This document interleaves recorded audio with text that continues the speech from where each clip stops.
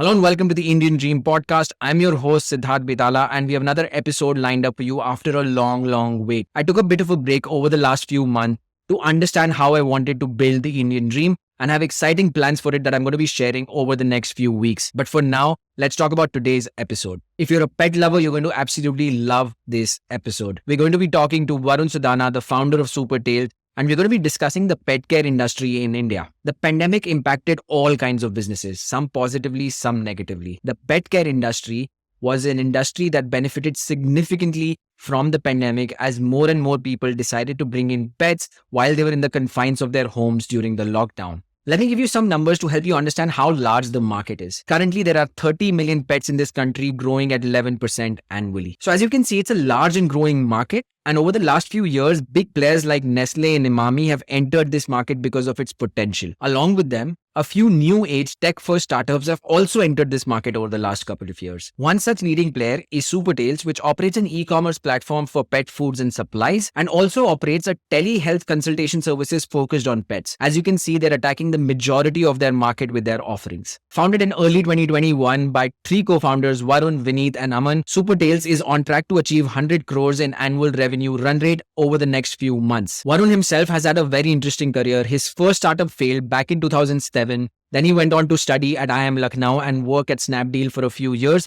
After that, he was the COO and co-founder at Licious, which is a large D2C player in the meat supply space. And he quit that to start Supertails. So that was an interesting decision in itself, and we're going to be talking about that as well. Apart from that, we're going to be talking about the value chain and the unit economics of this industry, the potential for India to become an export superpower in the pet care industry, and lastly, we're going to be talking about the importance of embracing failure as an entrepreneur. All right, with that, let's jump onto the episode. Wait, before we jump onto the episode, please hit the subscribe button. We have a bunch of interesting things planned for you in the next few months, and you're going to love it. So please hit the subscribe button. And with that, let's finally talk to Varun about Supertails.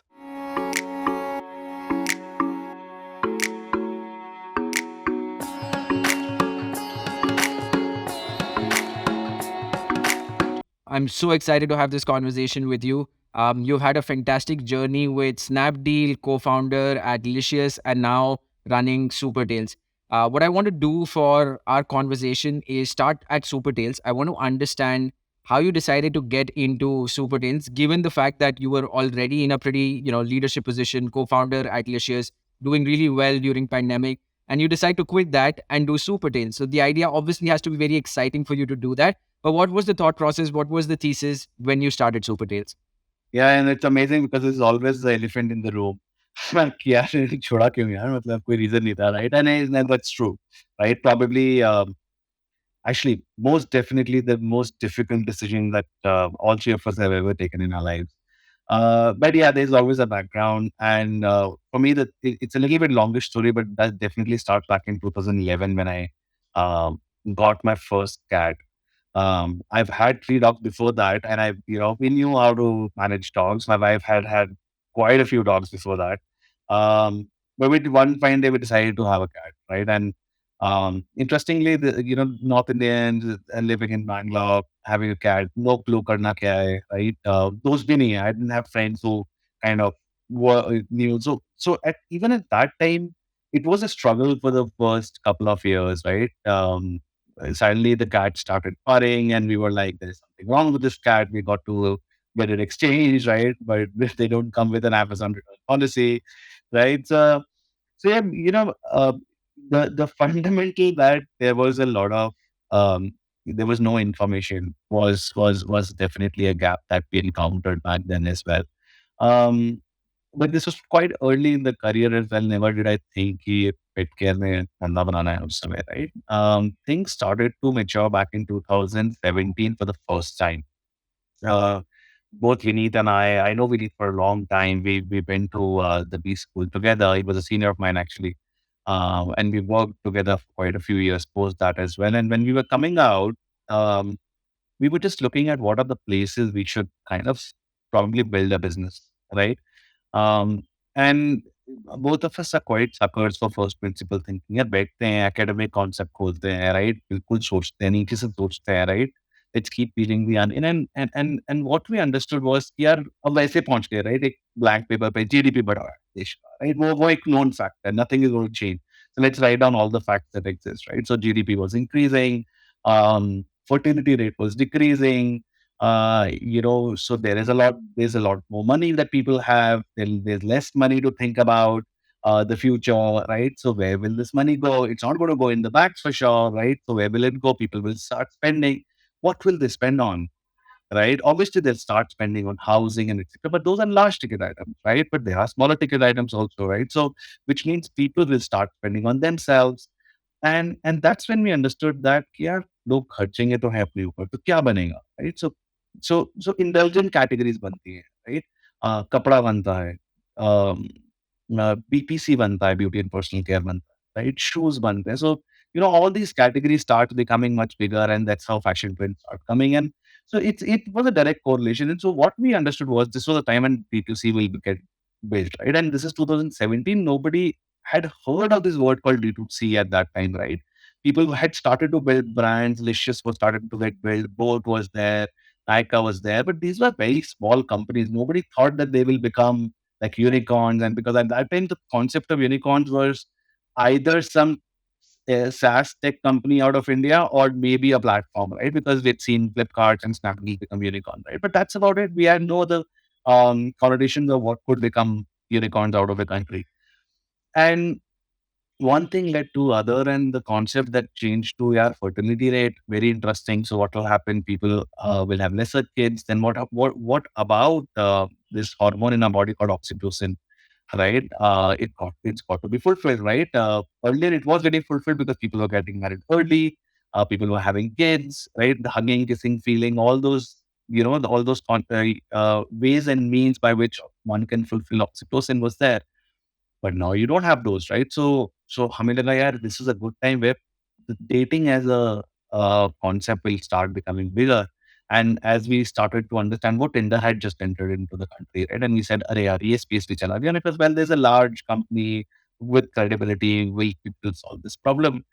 But interestingly, what we ended up seeing was that the first step is that people go to Tinder. The second step is to fulfill oxytocin is that they start keeping pets, right?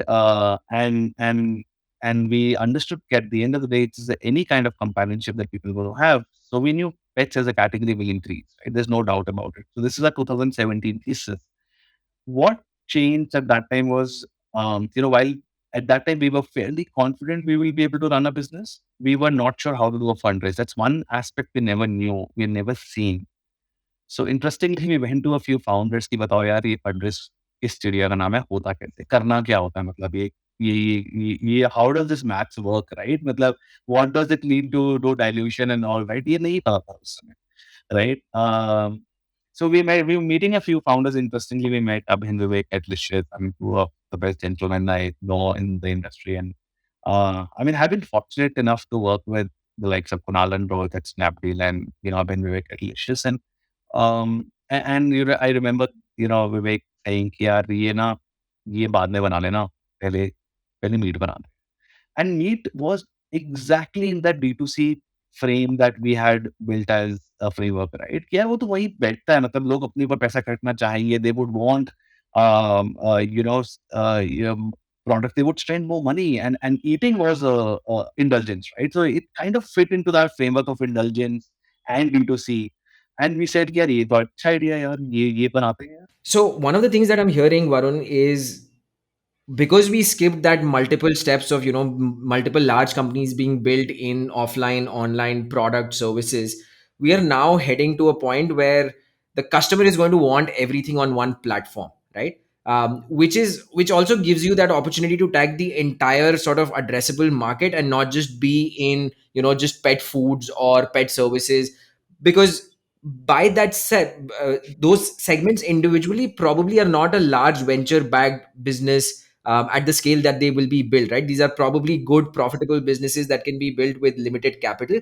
But if you want to attack the entire TAM, which is Sure. where the fundraising comes extremely important, and you've gone out and raised, I think the last round was $10 million.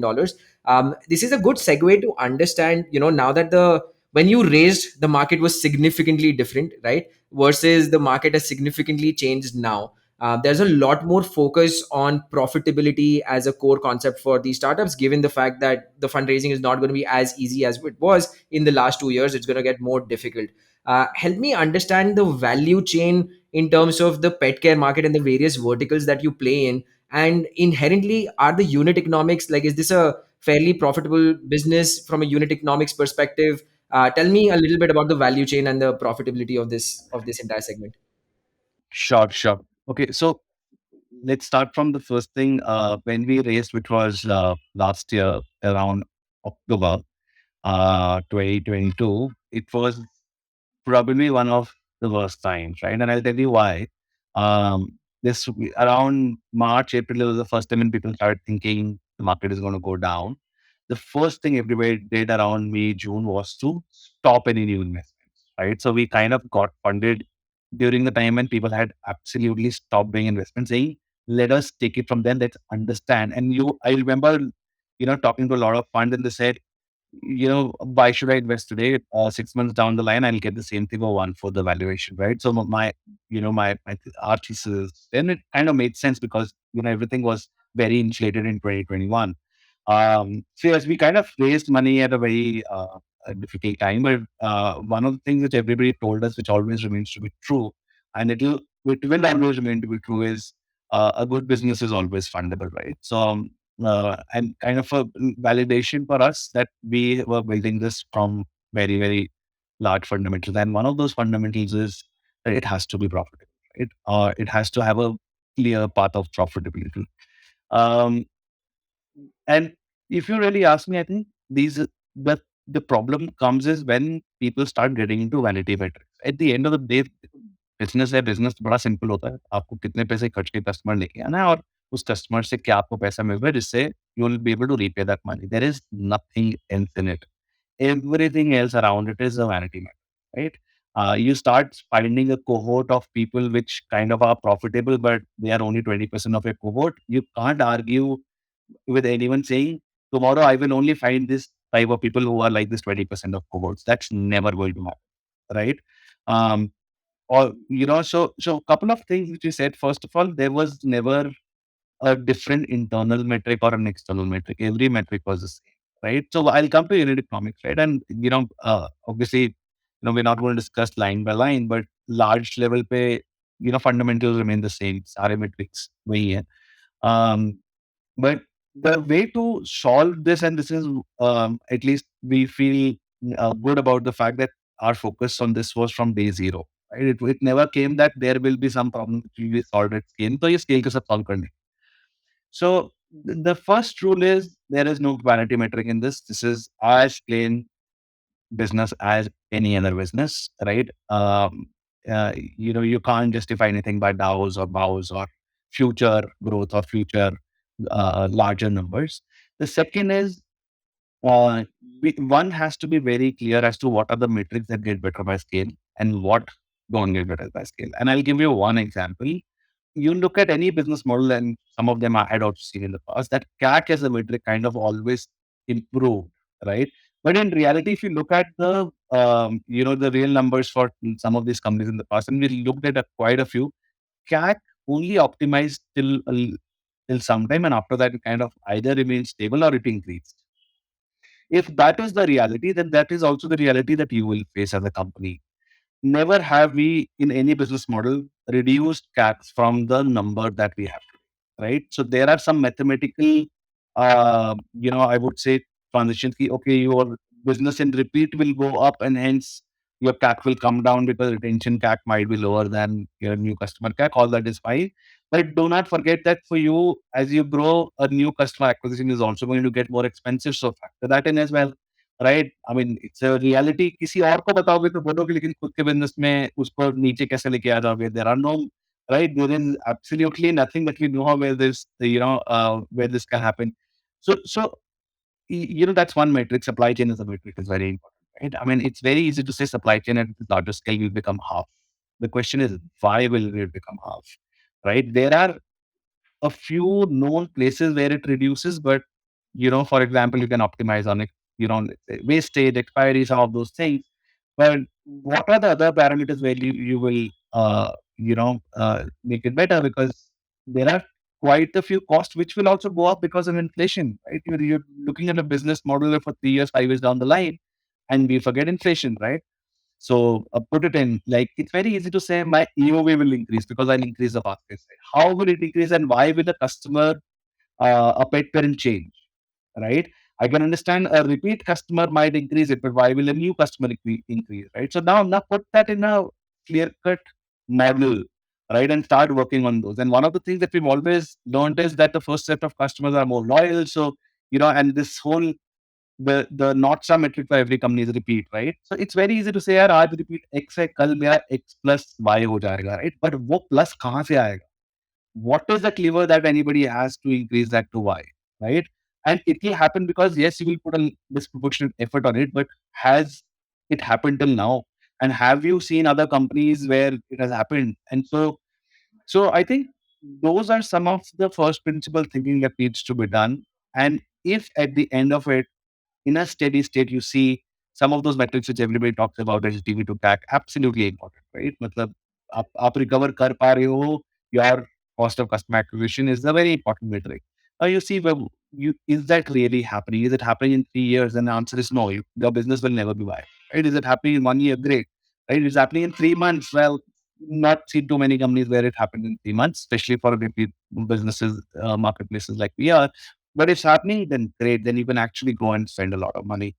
And the last part I always, as a fundamental we've talked about is, when do you do for growth? You do growth. You spend money to get a new customer where you're confident that this customer that you're getting in is actually going to, give you some money, right? That cannot be a question problem statement that is going to happen 2 years down the line. यार अभी तो सिर्फ number दिखाने के लिए करते हैं, but आज ये नया कस्टमर आने वाले, ये रिटेन नहीं होगा, रिटेन करना है। अगर रिटेन नहीं हो रहा तो फिर आप नए कस्टमर नहीं लेके आते, पहले जो कस्टमर आ रहे हैं उनको रिटेन करते हैं, जो मेरे पास कस्टमर बेस है उसको रिटेन करते हैं। Otherwise there is no business model, there is no real PNL, right? And that's the underlying thesis of, I think, any good quality company, right? Gone are the days, at least for the next couple of years for sure. People are going to, scrutinize this under a microscope as to every assumption that has been taken of why your business will be profitable. There were funds we were just, talking to just generally, and they were talking about, if you are not CM2 positive, which is basically all your operational costs and then all your digital marketing efforts. We're not even looking at those companies, right? And now this is a very large stark change from 2 years ago, right?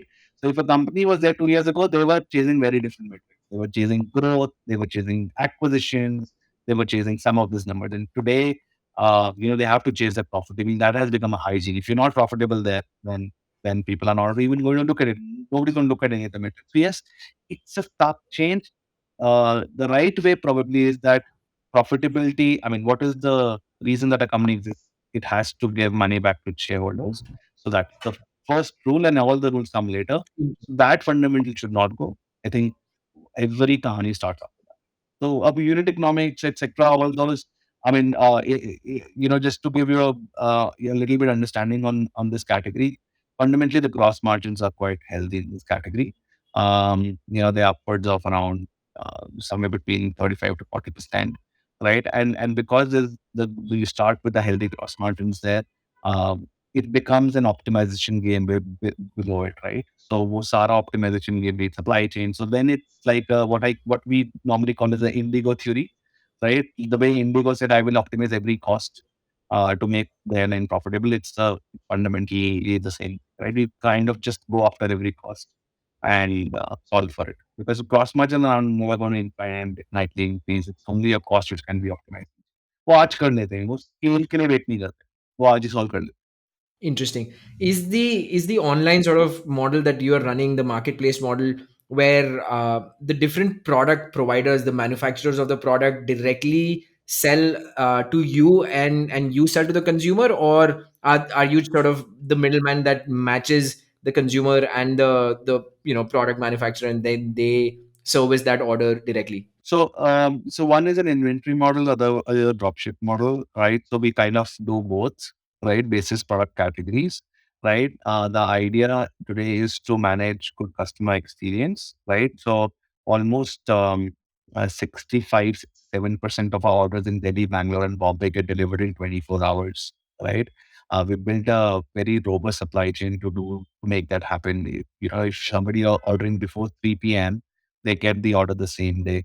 To make that happen, we need to pull that inventory, right? So we do that. So, and this category also has some connotations of faster delivery, right? So that, and with a larger assortment, we're able to solve that problem much better than any other player in the market.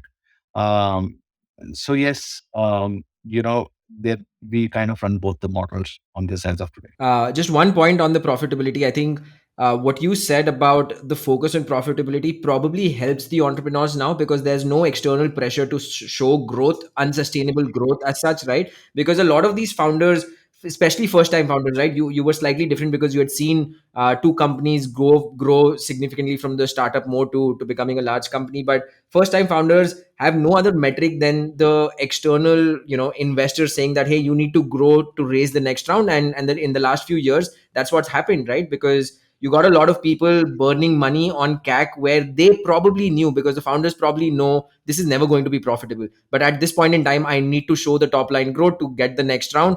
So in overall, I think this whole change towards profitability, and we were having this call earlier where you said it's probably gone too far. It's gone to the other extreme where everything needs to be profitable already. But that's also because the last few years we were on the other extreme of growth without worrying about profitability or unit economics at all. So I think net it probably helps the founders build more sustainable companies. One of the things that I wanted to talk about, Varun, is this is a topic that I am personally very interested in, is the export potential of products and services from India. And I want to understand, one, the pet care market in India itself, a lot of it satisfied by Indian manufactured products, or are we still importing a lot? And if we are, can that be sort of substituted with Indian products, and is there export potential? So a large question, but let's start at the market size, what it is domestically, and how much of it that is satisfied by domestic products versus international products. This is something that we are also very kicked about. Like any other space, first demand kind of comes in, right? So there is an organic demand which starts building and which is started to happen in this uh, uh, segment as well. So there's an estimated $1 billion of pet care market, organized pet care market in the country today. What our understanding is, almost 50% of this comes from imported products and 50% of this is domestic product, right? So there are large companies which are now built in India, which are kind of manufacturing. Mars has a few factories in India for some of their brands. For some of the brands, they still import, right? The good thing is that, at the end of the day, the two types of things that are going to happen. One is large companies from outside will start coming in and exploring India as a market, right? There are big brands across the globe, and over time, they will start building their factories in the country because they will know it will always be more viable to produce in the country. But for that, they need volumes, right? So once they hit those volumes, obviously they'll start producing in the country. The second, which will happen, which is very important, is that Indian companies will start realizing, hey, there is a scope of arbitrage because, well, I can create a better product in the country, right? And at a lower price because I don't have to import, right? And I will be able to give it to the Indian customers, right?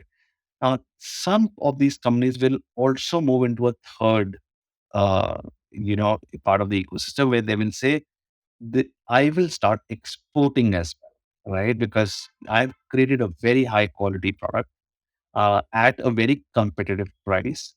And I will start ensuring that people across the globe start appreciating Indian products as well. So these are three large things that will happen in the country. Um, the good part is that in the last 1 year, the amount of I would say coverage that pet care has got um, as a segment, lot of people are now starting to create their products. Every few months there are newer pet care uh, manufacturers who are kind of starting to build in the country, right? And that's really good news. Um, there are a couple of large exporters from India, like Doxy Chew, who has a large part of the business comes out from outside of the country. And so all of this is practically good news. In fact, as a platform, we also saw this as an opportunity. In fact, one of our early business ideas was to build a D2C brand in the country. See, we have to understand, pet food is largely meat, right? And almost 70 to 80% meat. And that's a core ingredient. And we come from Licious background. We understood meat, right? So we said, yeah, एक D2C brand बनाते हैं. And that's what we've exactly done. We built a brand called Hendo, which is manufactured in our own factories in Bangalore as of now. And the idea is that hopefully in the future, in a couple of years down the line, we should kind of, you know, take that product across the world as well. Why just India? Right? It's a really high quality product built for India, and India has different problems. Yeah, matlab, you go to any pet parent and they will say they hate the smell of pet food. Pet food should not smell. It smells because it's been the same all across, right? And people have been used to in Western countries. Why should Indians go through that thing? Yeah, maybe ye smelling pet food is okay for me. It should not be, right? There needs to be change in the ingredient. There needs to be change the process. The process which existed 50 years ago is the same process in pet food manufacturing which exists today, right? And that's not fair, right? So we need to change that. And that's what I think a lot of other companies and entrepreneurs will start thinking as well. And it's a very, very right space for innovation. Interesting. So from what I understand, you're saying demand as the demand gets built, so will the domestic sort of capacity for it. There's nothing stopping. There's no technology barrier or anything stopping it, right? It's just capital and demand. Once put into it, you can produce a lot of these products in house that are currently being imported. Absolutely. एक ही और चीज चाहिए होती है, do we have the right set of ingredients? And the answer is yes. Right? We have high quality meat available. We have high quality, other ingredients which are available, right? And if some of them have to be imported tomorrow, we can start manufacturing those in the country as well. So yes, we have everything required to kind of build a high quality product in the country. There's nothing which is stopping us. Interesting. Got it. Okay, Varun, I want to switch gears now and talk about something that you mentioned a few minutes ago: the focus on customer experience. Right. Yeah. From what I understand, that's the make or break for a brand like yours or any consumer brand. Right. If you get Yeah. the customer experience right, you get most of it right. And since you're looking at that, spearheading that at Supertails, I want to understand what kind of frameworks do you use? How do you think about customer experience? How do you define it for a layman? Yeah. Honestly, a lot has been talked about on customer experience generally, and everybody talks about it, right? What we have, for all the companies that I was one of the very interesting cases that I saw was at Licious, where uh, probably they, as a company, walked the talk when they said customer experience means something to me. They walked the talk, right? And what I personally realized was a very different, a very disciplined path, right?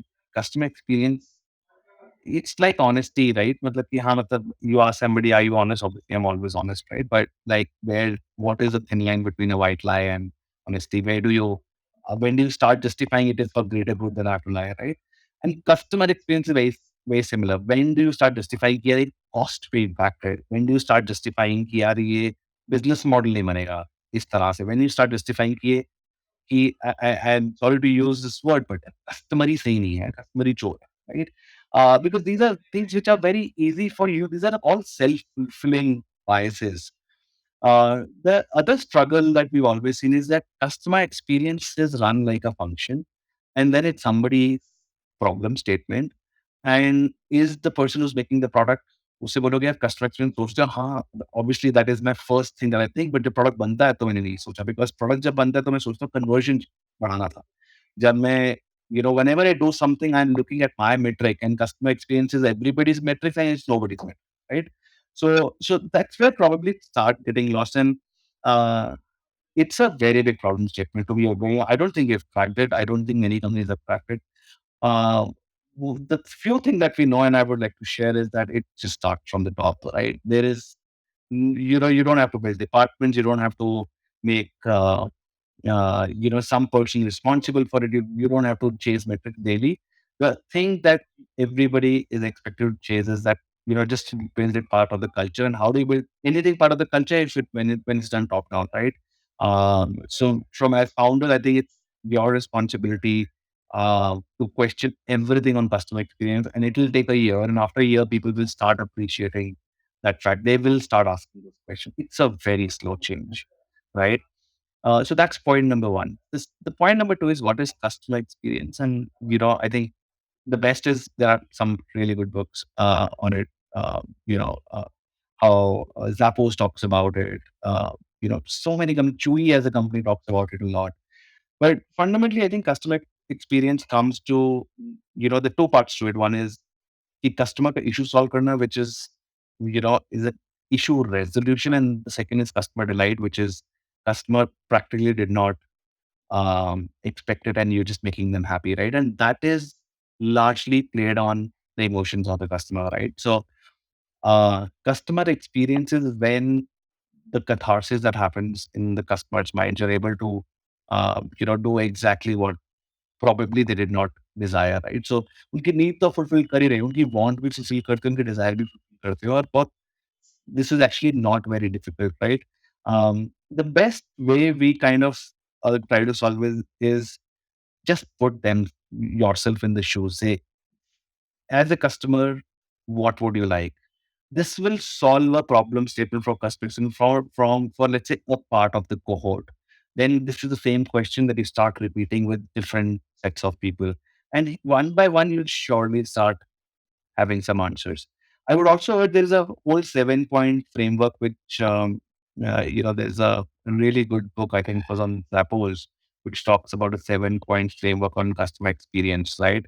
Um, people started by awareness, and then they ended by being your advocate, right? So this is a whole 7 step process of what goes in the mind of the customer when they start liking you as a brand. What is customer love?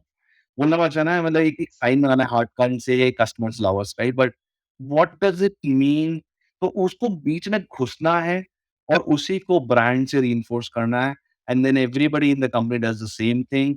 और वो सवाल पूछने की, यार जो हमने अब तक बिल्ड किया, any new thing that we building, does it get become better? Does it remain equal, or does it deteriorate? Anything where, and our golden rule is, anything which keeps the customer experience 97% is okay to launch. Anything which goes below 97% should not be launched. Obviously, anything which increases it should always be launched, right? So it's very easy. Yeah, a customer experience by this will increase 10%. So, for example, from tomorrow, I will make deliveries faster by 10%. So my customer experience will go up by, let's say, 2 3%, right? So yes, that's absolutely a go. But if tomorrow I'm shutting down a warehouse and my customer experience is going to get bad by 20%, then that's a no go, right? So when you kind of bring that perspective onto customer experience, that kind of works quite well. And how do you just quantify it? It's just over time. You start somewhere. Over time, you look at the real numbers and start saying, higher is the impact to hai, right? So longish answer, but Interesting. right, it's still first principle, it's still mathematical to some extent, and still, you know frameworks which exist, right? So do not do not go and start building first principle thinking on customer experience. I think there is enough and more literature outside. Just go and read some of those books. It's very, very powerful. Interesting. The challenge with customer experience, I would imagine, is, as you said, it's top down. It sort of needs to be part of the culture itself, where Yeah. everybody's thinking about it, because every single person in the team eventually impacts the customer experience in some way or form. And unfortunately, it's not a simple mathematical equation कि क्या कितना है, lifetime value इतनी है, इसीलिए profitability इतनी रहेगी, right? It's still a vague sort of number, subjective sometimes, objective some other times. So as you said, warehouse close किया तो क्या impact आएगा? And it seems like a continuously changing problem that needs to be solved for, right? Like, it's not something that said that you can do once a year, saying that, hey, this is the customer experience month, we focus on customer experience, and then we focus on other metrics of the business later point in time. It just feels like something that needs to be reinforced every day of the week in order to build that culture where where this becomes second nature. And the book Zappos talks about how their customer experience, when you call their customer support, it genuinely feels like you're talking to somebody who wants to help you, a friend who wants to help you, rather than the typical customer support that the stereotypical customer support, which is, it's a harassment to sort of just talk to them, get something done. Yeah, it's a it's a difficult problem to solve on a continuous basis. Yeah, yeah, absolutely. Totally true. I think it has to be part of the culture. Then only then it becomes a very everyday problem statement. And you rightly said so that it can't be done once in a year or once in a quarter. It's a everyday problem statement to solve. Varun, one of the things that we were discussing prior to this, right, is you've come from a background where 10 years ago, 15 years ago, you started something, and that venture never took off. It failed, and from there on, you've gone on to work at HUL, Snapdeal, Licious, and now this. One of the important sort of elements in any founder's journey, or in general, if you want to make it big in your career, is the importance of failure. And how do you sort of take that into your stride? How do you move on from it? Tell me a little bit about the importance of failure as it has played a role in your career specifically. And now that you've seen worked at many startups, started up on your own, uh, what do you think the importance of failure from a founder perspective? How important is failure? Let's try to break it down. Let's imagine a problem statement, and there are two ways to solving it. One is, do you increase the probability of success that this thing works, or do you reduce the probability of this thing failing, right? So these are two approaches that people normally take, right? And what does it actually mean? Let's say there's a problem statement.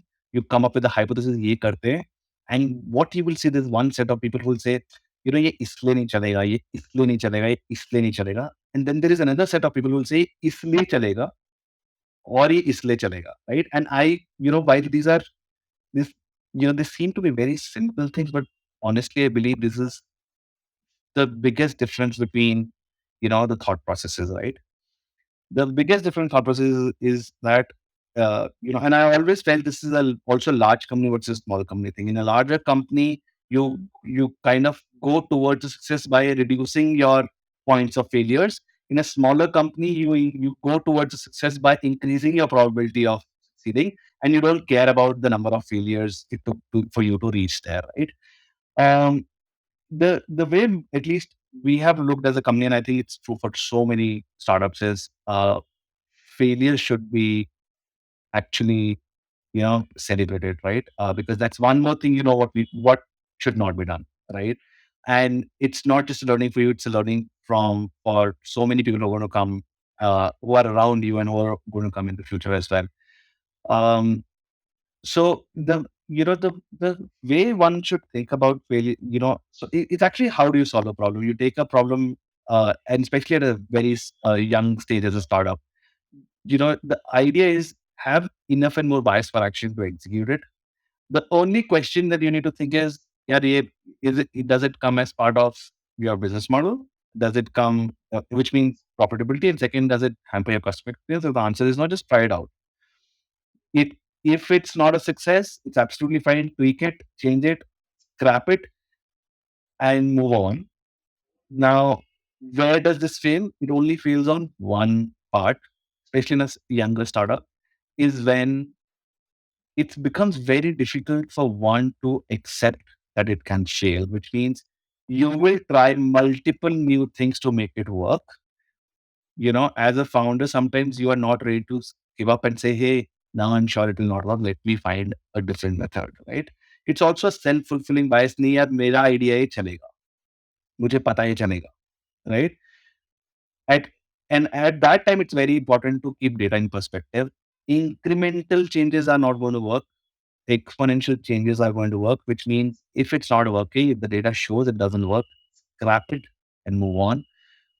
Try a new thing. Trust me, you'll have a higher chance of succeeding if you move and find a newer idea. So yeah, the idea of, and I think today's founders are very, very smart. All entrepreneurs are very smart. They understand the, to some extent, it is going to be brute force. You will have to have 10 ideas on the table. They will know 8 of them are not going to work. And if somebody doesn't believe in it, if somebody's still going for one idea and that one idea should work, right? I think it's going to be difficult, or it's going to be a large luck, or one has to be like a fantabulous founder as well. But one of the examples with even at a large company, is, one what I've started to see recently is that Elon Musk. on Twitter, right? He tweets that, and people say, "Hey, there is this whole algorithm which is kind of not working." And I've seen some of the tweets where they say it was actually a very screwed up idea to do this. It has been reverted back. And imagine all of that in a large company like Twitter happened within 2 days. And so what's stopping companies which are smaller, right? Here, by the way, I'm not advocating or not advocating, Elon Musk or Twitter or whatever they're doing there, but I'm just advocating the thought process, which is that, hey, we tried something, even in a large company like Twitter, right? It did not work. The data showed that it does not work. There were screw ups in those ideas. And it's fine. We've reverted back. Now we're going to think of a new way to solving the same problem, right? And that's what failure is. Just accept it. In case of Elon, he accepted it. And I remember sharing that tweet with everyone in my team and saying, hey, look, they're celebrating failures. What's the big deal? He would have gotten so much love because he accepted the fact that failure, right? And there's nothing wrong with it. Right? We're all humans at the end. So as a company, I think that's the biggest thing. Celebrate failures. And that doesn't mean just do it a lot. Try to minimize obviously try to minimize or increase the success of increase the probability of success. वो तो हमेशा करना ही है, right? So, but don't fear failures. It's fine. Don't build a culture where people start fearing failures, right? Let them try.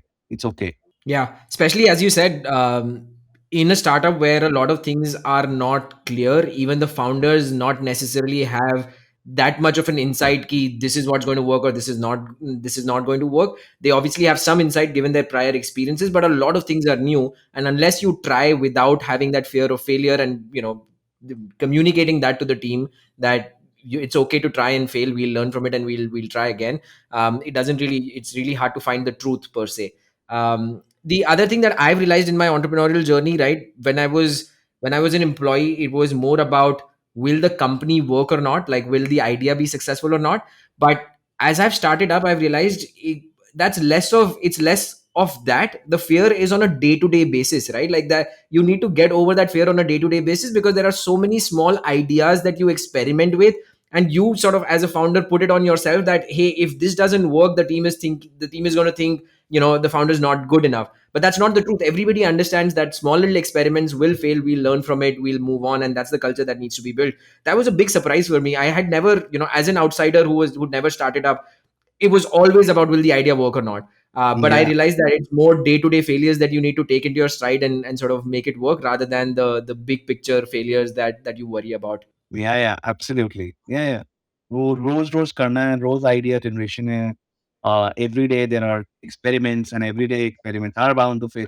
I mean, one of the good things that we're doing in this company, and I'm kind of all of us very proud of it, is that we term everything as an experiment. So people don't build a fear of failure, right? So somebody can say, "Yeah, I'm running an experiment," right? And so experiments fail, right? That's something as a kid also, अरे क्या तरह experiment कर रहा हूँ, ये तो इसको इसके साथ में ला दिया बम फट गया, right? So the experiments are bound to fail, right?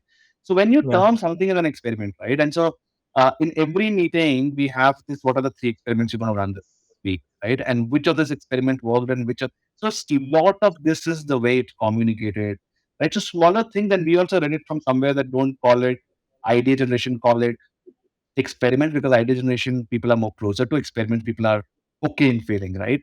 So, Yeah. and because that's the connotation of an experiment, and it kind of worked for us, right? So now people don't mind failing, right? And there have been times when 10 experiment होंगे, 10 के 10 fail हो गए, right? और खुश हैं, right? कि यार बाकी सब टीम ने 3 एक्सपेरिमेंट किए, हमने 10 किए.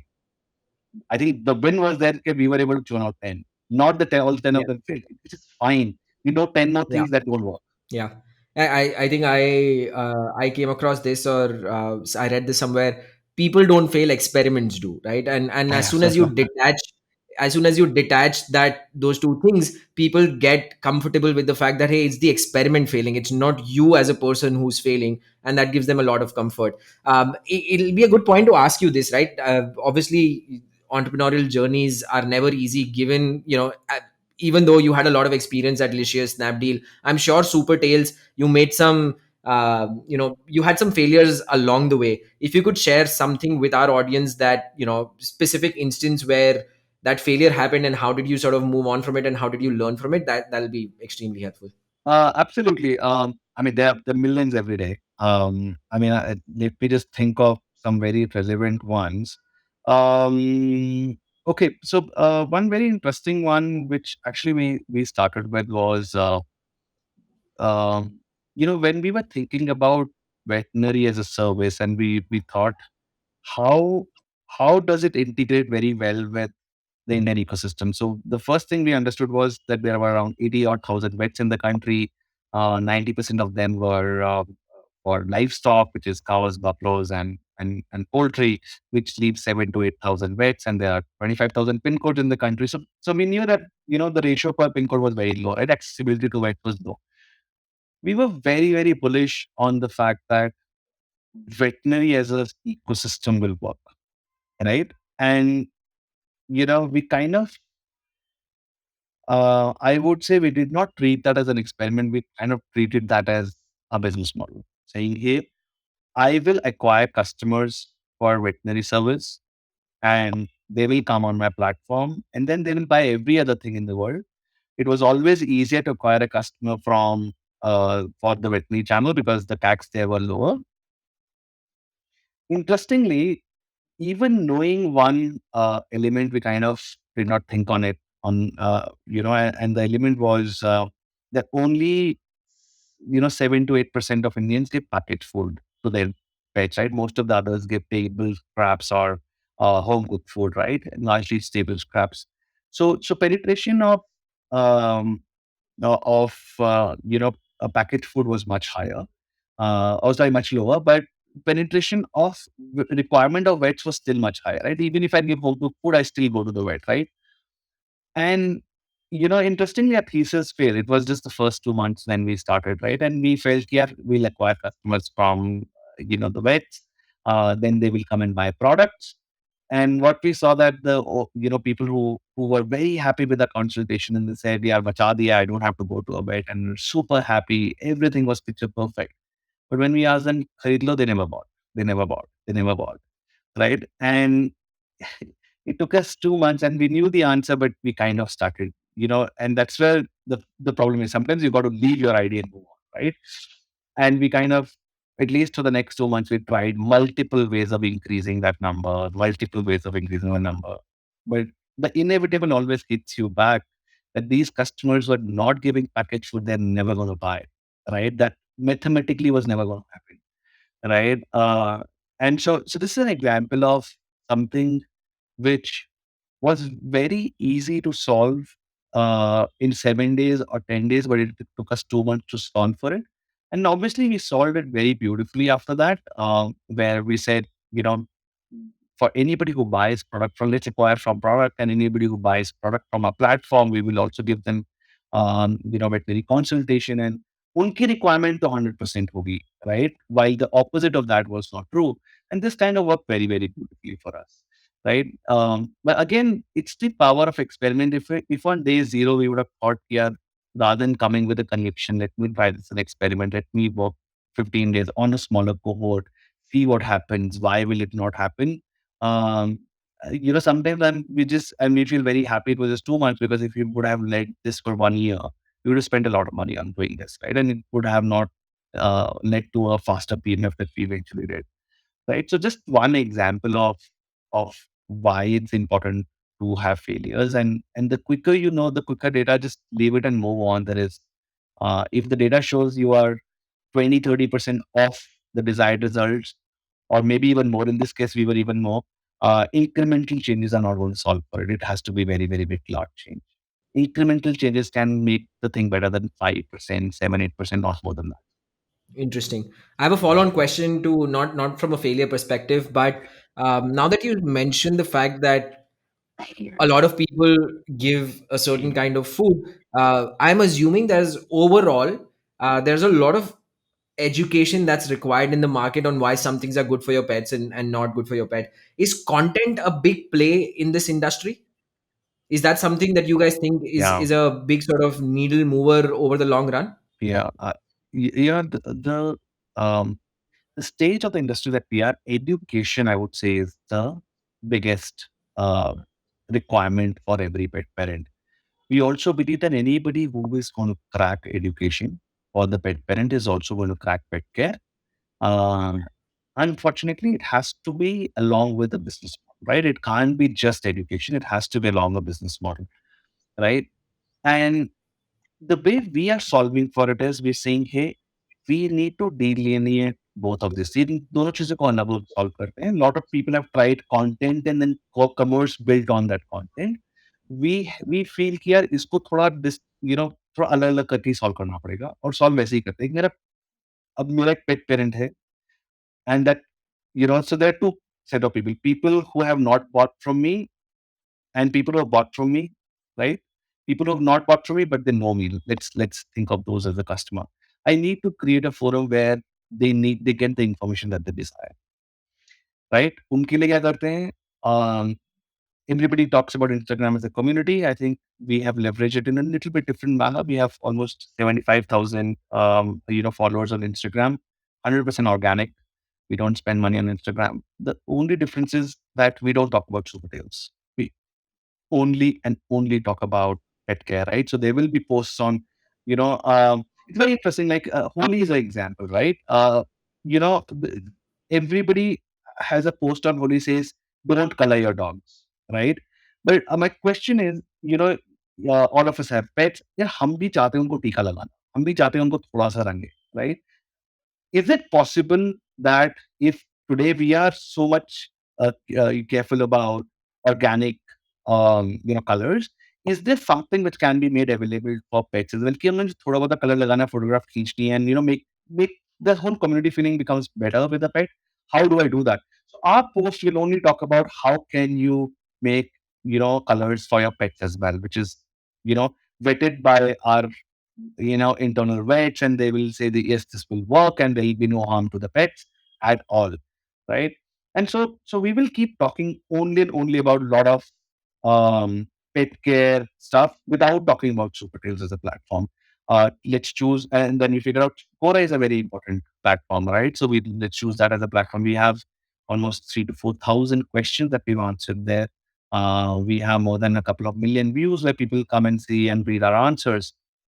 uh, we don't do it under talking about super tales. We only talk about, hey, this is a problem statement, let's give the best possible answer so that this person problem gets solved, right? And obviously in the future so many more people will have similar question and let's say, right? So a lot of companies will say, hey, is your SEO becoming better than this, right? Fair point. Well, the answer is no. We're not solving for that. We're actually solving for the consumer. आज solve करते हैं उसकी life में problem. तो वो education solve करना है. The second part is a customer who's buying from me. I have so much more information about that customer. I have the phone number. I can reach out to them. And so we have this concept called of a pet relationship buddy, right? And who's this? Who's this buddy? Somebody who's had pet for a long time. They call the customer. Let's just Siddharth made the purchase on our platform. Varun is their buddy. I call you.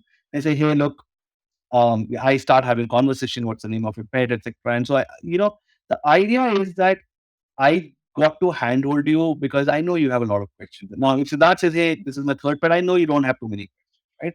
But it's the same thing. It's your first pet, and you say, well, you know what? My dog isn't eating rightly, and I'll ask you a question: why do you think so? And if you think it's a difficult problem or it's a real problem, I will connect you to a vet directly then and there. Let's just solve your problem here and move on. आपकी problem है solve करते हैं. It can be anything. My dog scratches the whole place. My dog doesn't know where to poop. All these are solvable problems, right? And so so this education is very important. Now, first of all, you need to know this is a problem. Second, you need to know it can be solved. And third, you need to know I have a solution, right? अब वो तीनों चीजें जब आपको मिलती हैं तो आप बोलते हैं यार हाँ एजुकेशन भी हो गया सॉल्व भी हो गया and it's fine can I it said I can't give grapes to my dog. Why is it that, right? My dog ate 2 grapes because they were lying on the ground. Is my dog going to die, right? What should I do if that happens, right अभी छोटे छोटे सवाल है जिसका जवाब नहीं मिलेगा because on Google everything is cancer at the end of the day और fatal right so there are extremes and you don't know which one to choose, which part of the spectrum is your dog in right now, right? What you need is a clear cut answer. Hey, this is emergency, you need to go there, or chill back and relax, nothing is going to happen, wait and watch. Next 2 hours are critical. If nothing happens, everything is fine, right? Don't worry on it, nothing will happen. आपको तो वही सुनना है. right? So this education is important. So like I said, for people who are our customers, there's a different thing we follow. For people who are not our customers, we kind of do a lot of things for the community to help solve education for them. On Instagram, on Quora, on LinkedIn, on Facebook. So none of these places where community can be built. बेचते नहीं कि आओ super help basically. Interesting. I think that that's what eventually builds the long term trust, right? That these people are not here to just upsell or cross sell or whatnot. They're here to actually solve my problem through good content. Absolutely. Perfect, Varun. This has been a fantastic conversations about the pet care market in India. How you decided to start Supertails. It's been a fantastic journey already, and I wish you all the best. Thank you so much for being so candid with everything that you've experienced and sharing it with our audience. Thank you, Siddharth. It was always, absolute pleasure talking to you on Petke. I mean, it's a favorite subject right now, so obviously I love talking about it. And thanks for, all the listeners who were listening to this podcast. Perfect. So what I'm gonna do, Varun, if people want to reach out to you for any roles or anything pet related, I'm just gonna link your email in the show notes, and they can reach out to you on email. Does that work? Perfect. Perfect. Perfect. Sounds good.